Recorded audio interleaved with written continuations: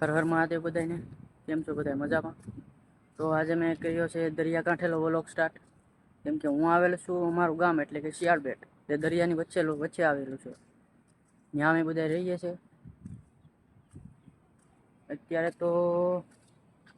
અત્યારે આપણે શિયાળબેટમાં સામાન લાવવું હોય ને, ખરીદી કરીને કાંઈ પણ છે તો એ બોટના સહારે આણવું પડે. દરિયાકાંઠે છે ઓલા કાંઠેલું, અહીંયા આણવું હોય ને સામાન તો બોટથી આણવું પડે. એમ છે અમારું શિયાળબેટ ગામ. કોણ કોણ આવેલું છે શિયાળબેટમાં કમેન્ટમાં જણાવી દેજો.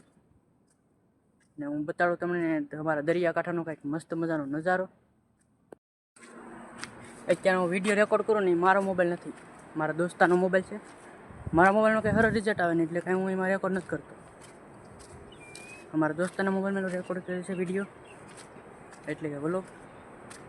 તમને બતાડું મસ્ત મજાનો નજારો. તો ગમે એ વ્લોગ બનાવો ને આ મોબાઈલથી બનાવો છે.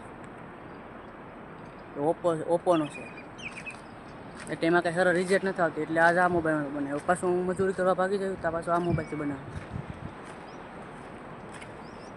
હા, શિયાળબેટનો તો છે મસ્ત મજાનો નજારો. ચાલો તમને સિનેમેટિક બતાડું.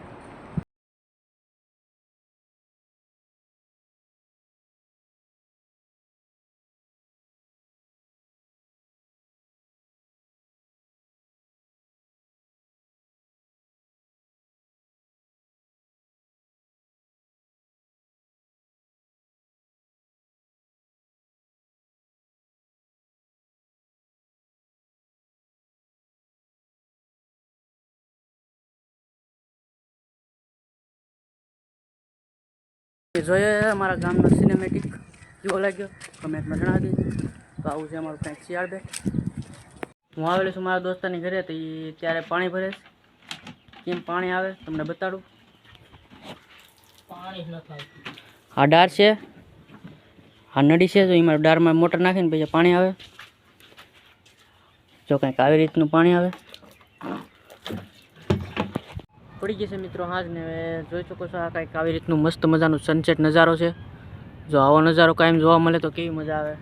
તો હું અત્યારે શિયાળબેટમાં છું ને આ શિયાળબેટનો કંઈક મસ્ત મજાનો નજારો છે સનસેટનો. તો આમાં નજારો તો હું જોઉં છું ને તમે પણ જોવો જ છો. તો સબસ્ક્રાઈબ કરતા જજો. મળીએ બીજા વ્લોગમાં. ત્યાં સુધી હર હર મહાદેવ. જય માતા.